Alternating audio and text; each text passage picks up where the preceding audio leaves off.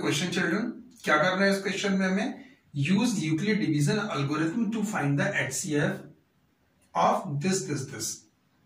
हमें Euclid division algorithm का use करके इनका एचसीएफ फाइंड करना है। यूक्लिड डिवीजन एल्गोरिथम क्या था, इसके पहले वीडियो में मैंने बताया था आपको, डिस्क्रिप्शन में लिंक दिया है, वहां से आप उसको देखकर समझ सकते हैं। यहाँ पर मैं डायरेक्ट सॉल्यूशन आपको बताता हूं, आइए समझते हैं solution.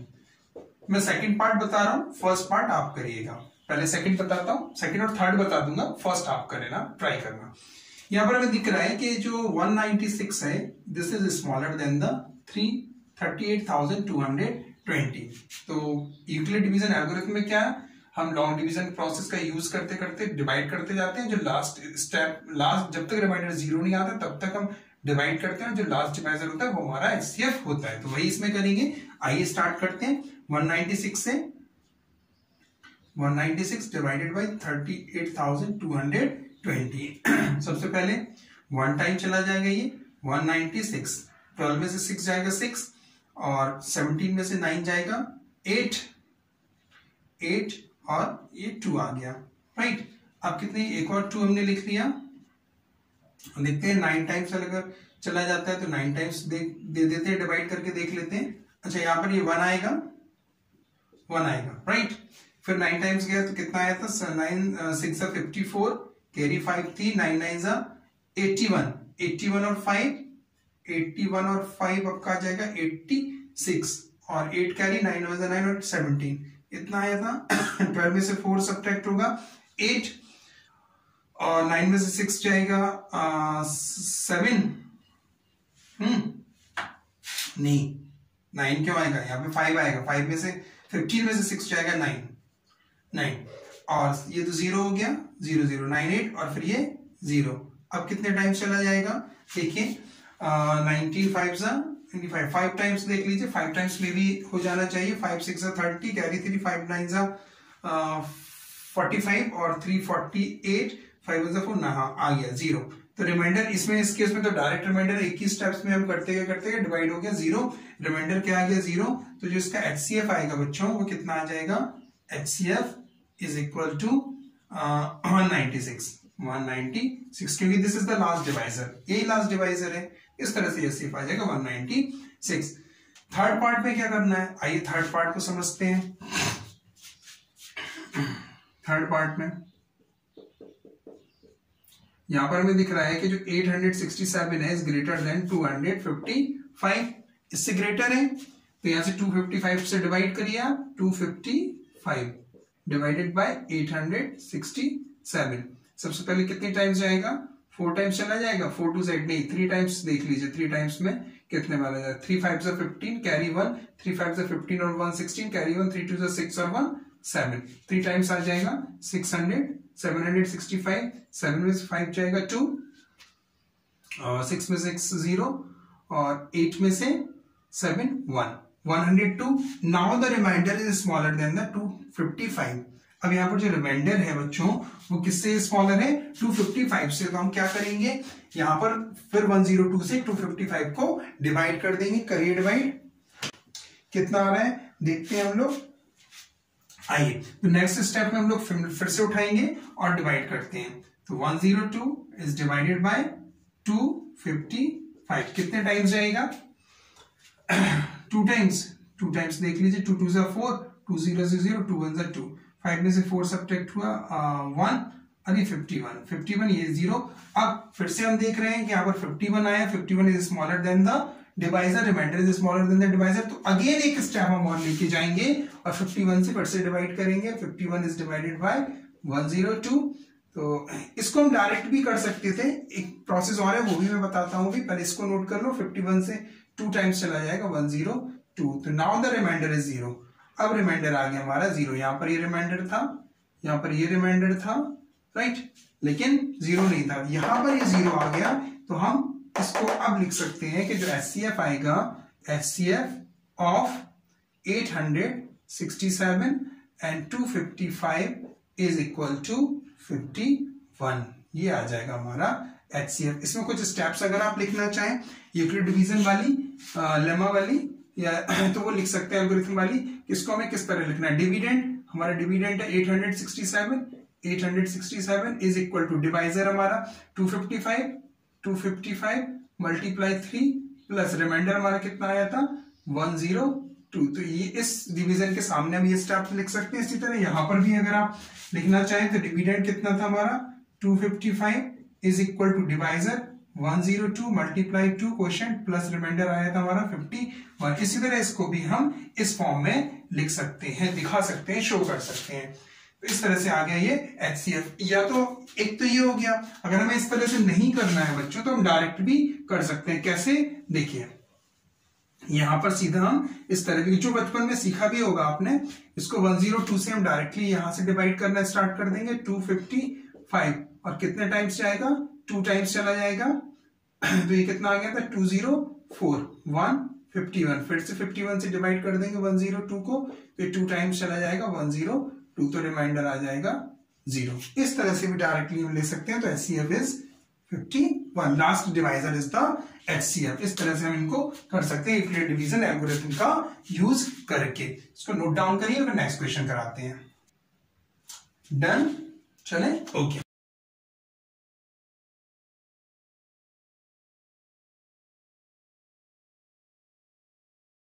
Next question, question number 2. This is the question, children. Show that the any positive odd integers is the form of 6q plus 1, 6q plus 3, 6 plus 6q plus 5, where q is the sum integers. तो ये आप देख रहे हो कि Euclid division lemma की form में। Euclid division lemma क्या था वो मैंने बताया था, डिस्क्रिप्शन में लिंक है, आप वहां से जाके उसको देख सकते हैं, समझ सकते हैं। आइए यहां पर मैं सॉल्यूशन स्टार्ट करता हूं। अगर मैं लिखूं for any integers a is equal to B Q plus R, यहां पर b की जगह अगर मैं 6 लिखूं, मुझे 6 दिख रहा है, तो a इज इक्वल टू क्या आ जाएगा 6q प्लस आर। यहां पर r के लिए क्या कंडीशन थी कि जो r की वैल्यू है वो 0 से बड़ी होगी या तो 0 होगी या b से कैसी होगी, छोटी होगी। तो यहां पर r के लिए क्या कंडीशन होगी कि r 0 से बड़ा होगा या 0 के इक्वल होगा, लेकिन स्मॉलर किससे होगा 6 से, 6 से स्मॉलर। यानी कि जो r की वैल्यू आएगी, इट मींस r की वैल्यू कितनी आ जाएगी, 0 होगी या तो 1 होगी या 2 होगी या 3 होगी या 4 होगी या 5 होगी, 3 होगी 4 होगी या 5 होगी। इसके अलावा r की वैल्यू नहीं होगी, रिमाइंडर इससे ज्यादा नहीं जा सकता है। जा सकता है क्या, नहीं। तो अब हम लिखना स्टार्ट कर रहे हैं।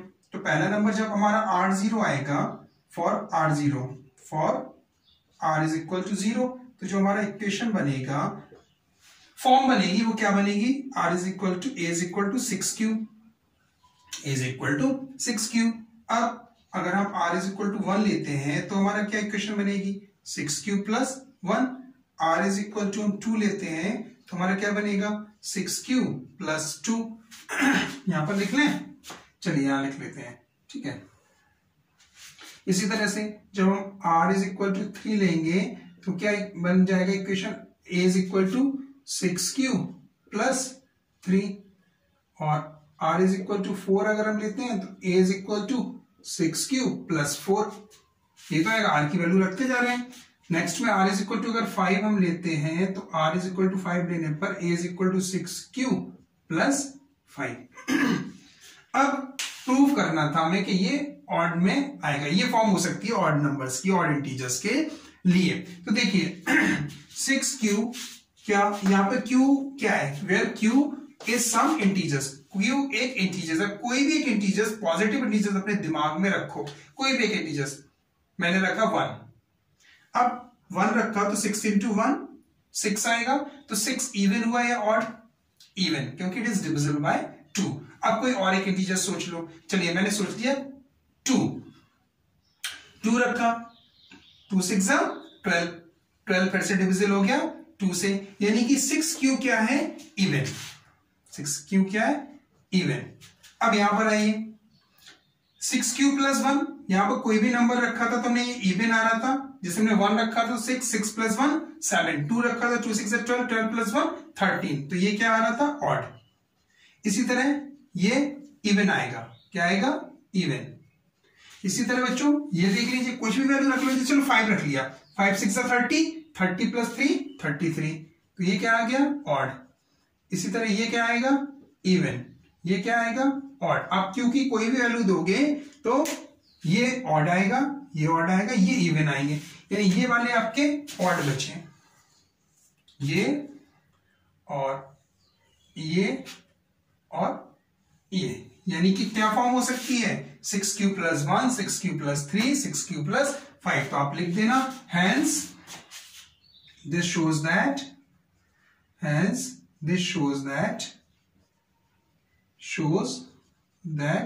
for any positive integers for any positive odd integer is the form of this and this। ये लिख दीजिएगा तो ये सॉल्व हो जाएगा।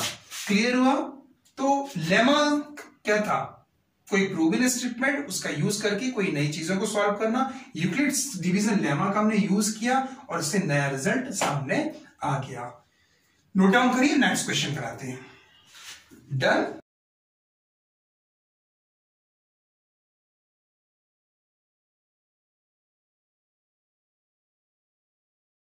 Next question, question number 3। This is the question children.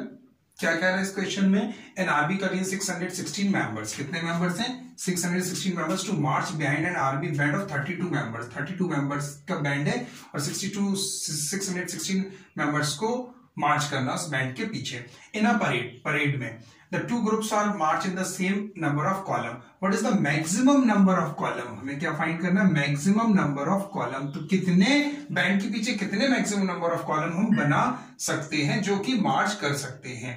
तो मैक्सिमम का मतलब क्या, हाईएस्ट का मतलब क्या है, यहां पर हमें इन दो नंबर्स का हाईएस्ट कॉमन फैक्टर फाइंड कर लेंगे, that is the maximum number of the column to March. Clear? तो किससे करेंगे, एल्गोरिथम का, किसका, यूक्लिड डिवीजन एल्गोरिथम का यूज करके यहां पर हम इसको सॉल्व कर लेंगे। आइए, 616 is smaller then is greater than the 32, तो बस 32 से यहां पर आप डिवाइड कर दीजिए 616 को, कितनी टाइम्स जाएगा 32 2 जा 4, 2 3 64, ज्यादा हो रहा है 1 टाइम्स जाएगा 32। 11 में से 2 सब्ट्रैक्ट हुआ 9 और 5 में से 3 सब्ट्रैक्ट हुआ 2 और ये 6। अब कितने टाइम्स चला जाएगा 9 टाइम्स, 8 टाइम्स। चलिए 9 टाइम्स देख लीजिए, 9 2 जा 18, कैरी 1, 9 3 जा 27 और 1 28। कितना आया 16 में से 8 सब्ट्रैक्ट होगा 8 और ये 0 0। अब यहां पर 8 आया रिमाइंडर, इस रिमाइंडर को फिर से अगेन डिवाइड कर देंगे हम लोग 32, तो 8 4 जा 32। तो मैक्सिमम नंबर ऑफ कॉलम कितने आ गए, maximum number of column is equal to 8। Clear? बाकी फॉर्म लिखना आती है, इसको हम किस में लिख सकते हैं, is equal to B Q plus R की फॉर्म में भी लिख सकते हैं और इसको भी लिख सकते हैं अगर लिखना चाहें। क्लियर? नोट करिए, तो नेक्स्ट क्वेश्चन करते हैं। Done.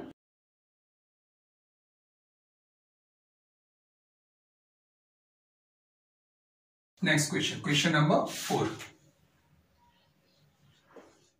This is the question children.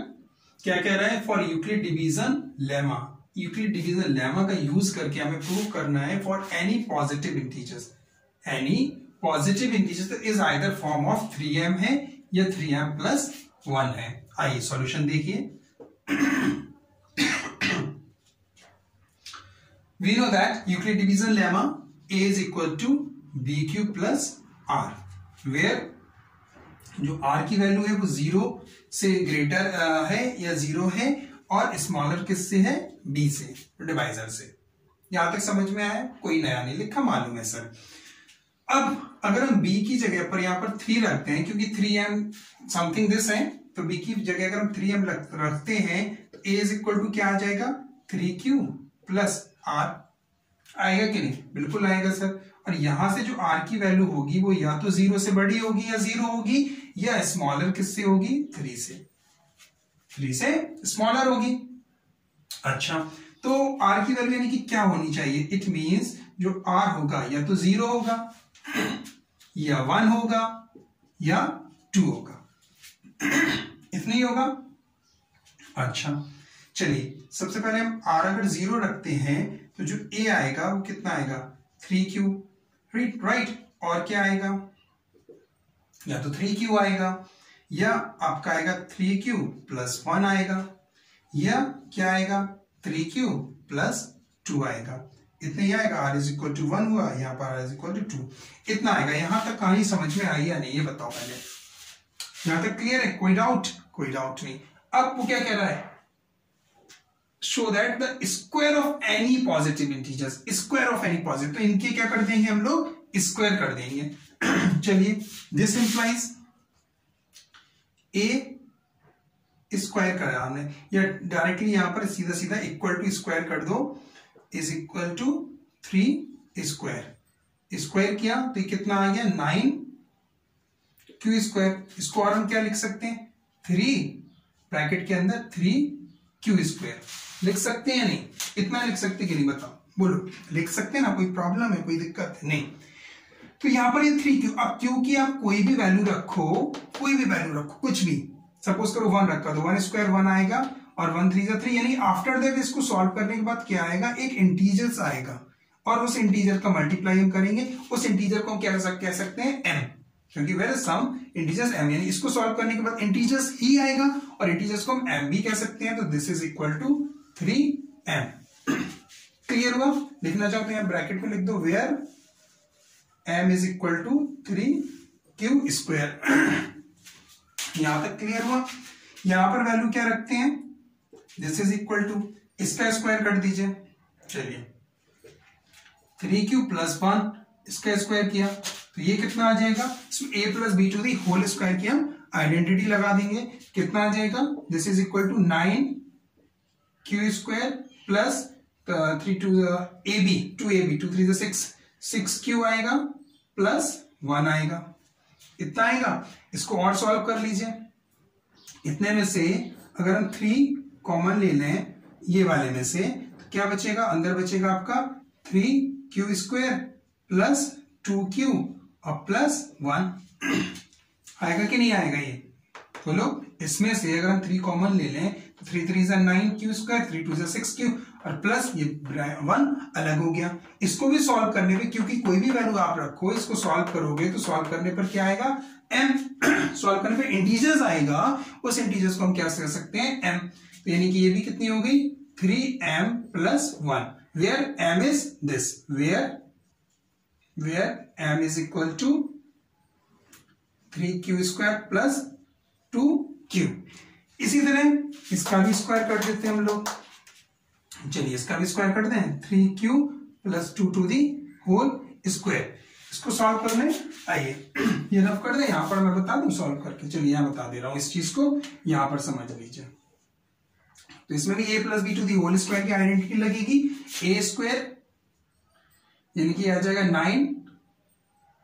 9q square plus 4 plus 2 3 6 2 12q, इतने ही आएगा, राइट।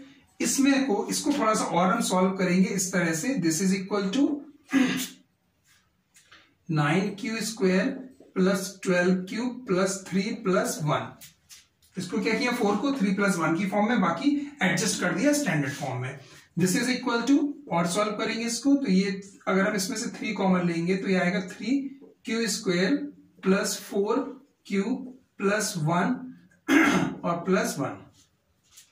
फिर से वही, क्योंकि आप कोई भी वैल्यू रखो, सॉल्व करोगे इंटीजर्स आएगा और इंटीजर्स को हम m कह सकते हैं। तो ये भी फॉर्म क्या आ गई, 3m प्लस 1। तो यानी कि ये इक्वेशन से हमने देखा where m is equal to, यहां पर लिखना चाहें तो आप लिख लीजिए, where m is equal to 3q square plus 4q plus 1। इन सारी चीजों से यहां पर भी 3m प्लस 1, यहां पर 3m आया, या 3m प्लस 1 या 3m प्लस 1। ये इक्वेशन 1 इसको मान लीजिए इक्वेशन 1, इसको इक्वेशन 2 और इसको इक्वेशन 3। इन तीनों इक्वेशन से हम ये कह सकते हैं कि जो ऑड नंबर्स हैं, squares of any positive integers, किसी भी पॉजिटिव इंटीजर्स का स्क्वायर या तो 3m होगा या 3m प्लस 1 होगा। क्लियर? नोट करिए, नेक्स्ट क्वेश्चन कराते हैं। डन? ओके।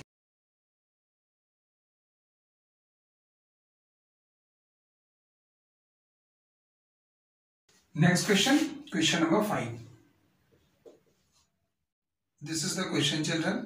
क्या क्या है इस क्वेश्चन में?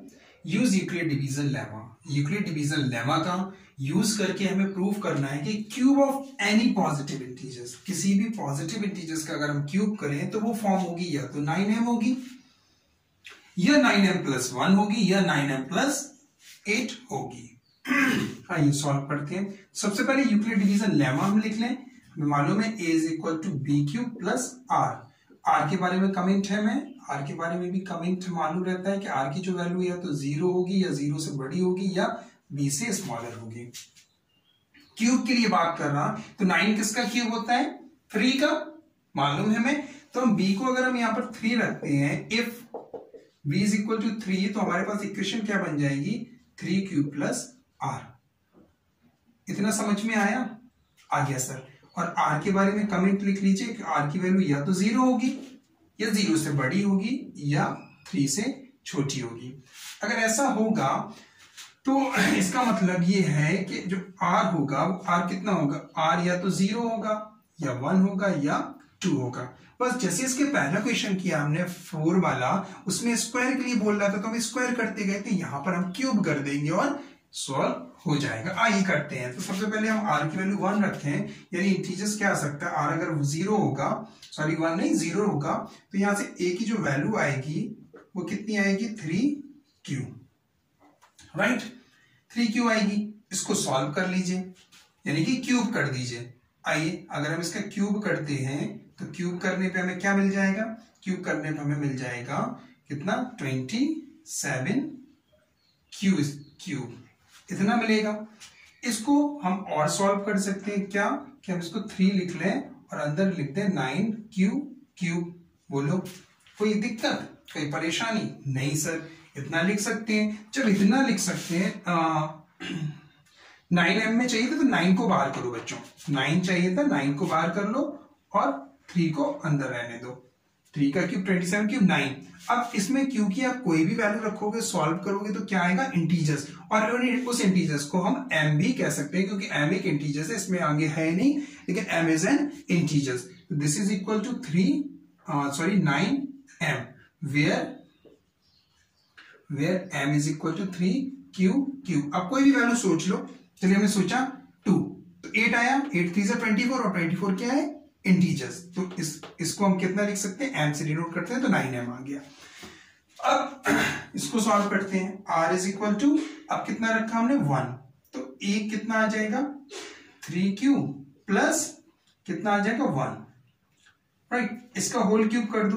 होल क्यूब किया, सॉल्व करेंगे तो इसमें a + b² होल क्यूब की आइडेंटिटी लगेगी. क्या होती है? a³ + b³ + 3a² +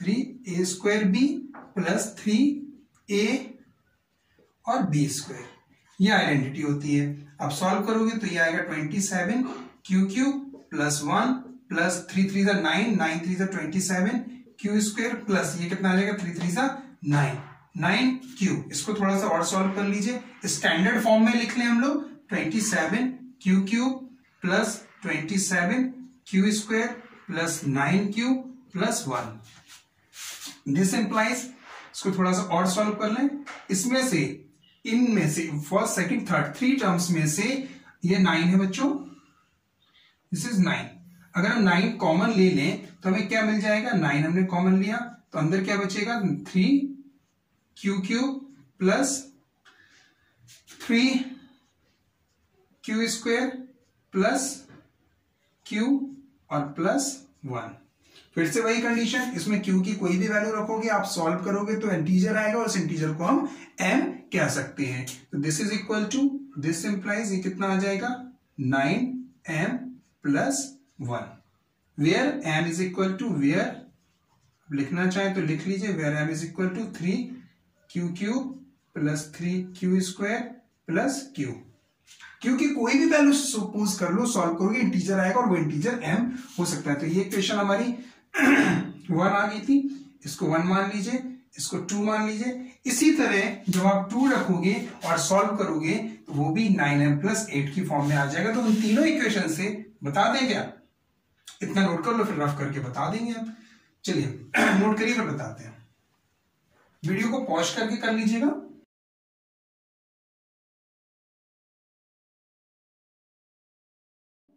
r is equal to 2, a कितना आ गया 3q प्लस 2, इसका कर दो क्यूब। जैसे आप क्यूब करोगे तो a cube plus b cube plus 3a square into b plus 3a b square, यही तो होता है। सॉल्व किया, कितना आ गया 27q क्यूब प्लस 8 प्लस 3 3 9, 9 आएगा, 9 3 3 9, 9 2 18, 18 3 54, 54 q स्क्वायर प्लस 3 3 9 और 9 4 36, 36 q। स्टैंडर्ड फॉर्म में लिख लेंगे बच्चों इसको, तो ये कितना आ जाएगा 27q cube plus 54 q square plus 36 q plus 8। 9 इसमें से कॉमन ले लेंगे तो 9 3 सा, इसको रफ करते हैं हम लोग, कुछ स्पेस मिल जाएगा। 3 9 3 27 cube 3 cube plus 9 6 54 Q square plus 9 4 36 cube plus 8। यहां पर आप कोई भी वैल्यू रखोगे क्यू की और सॉल्व करोगे बच्चों, तो वो कितनी आएगी, इंटीजर आएगी। और इंटीजर को हम क्या कह सकते हैं, m, तो ये आ गया 9m plus 8, 9m plus 8, equation number 3। तो इन तीनों इक्वेशन से from equation first second and third, from equation first second and third हमें क्या रिजल्ट निकाला कि जो cube of any positive integers, cube of any positive integer is either form of 9, यहां पर था 9m था, ये 9m और 9m प्लस 1 या 9m प्लस 8 हो सकता है। तो आज के इस वीडियो में बच्चों ने एनसीईआरटी की एक्सरसाइज कवर की। वीडियो की लेंथ ज्यादा ना हो इसलिए आर.डी. शर्मा के क्वेश्चन और आर.एस. अग्रवाल के क्वेश्चन हम अपने नेक्स्ट वीडियो में कराएंगे। Thank you so much.